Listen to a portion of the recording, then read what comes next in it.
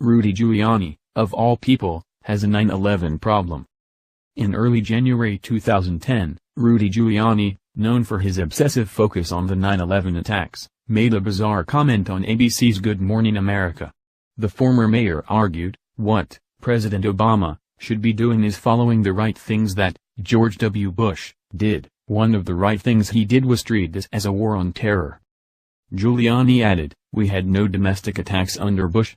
We've had one under Obama. Of course, we had a very memorable domestic attack under Bush. The one under Obama, in this case, apparently referred to underwear bomber Omar Abdulmutalab, who attempted to detonate a concealed explosive on a flight from Amsterdam to Detroit, but who failed. This attack, fortunately, led to 0 casualties." More than 6 years later, Giuliani is still confused. Former New York City Mayor Rudy Giuliani on Monday said terrorists failed to successfully strike the United States in the 8 years before President Obama and former Secretary of State Hillary Clinton took office. "Under those 8 years, before Obama came along, we didn't have any successful radical Islamic terrorist attack in the United States," Giuliani said Monday ahead of a speech by Republican presidential nominee Donald Trump on foreign policy. "They all started when Clinton and Obama got into office." Context, of course, is everything. If you watch this clip, note that Giuliani was praising Republican vice presidential hopeful Mike Pence, and appeared to refer to a period after the attacks of September 11, 2001. I'm not sure, however, how much that helps Giuliani's case. It's not that Giuliani forgot about 9/11 today, it's just that the New York Republican appears to start the clock after the deadly attacks.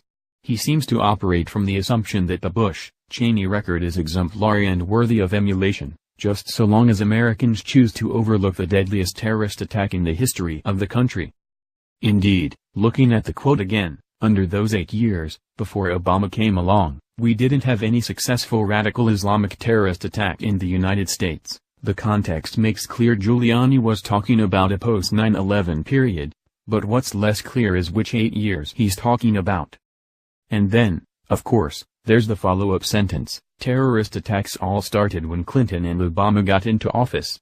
Again, I realize Giuliani was referring to a time after 9/11, but for anyone who cares about the factual details, domestic terrorism didn't begin on President Obama's inauguration day and it won't end after his successor is sworn in. Even with the full context, Giuliani's truly bizarre perspective makes it sound as if the United States was free of terrorism before 2009. That's ridiculous. Reality points in a very different direction.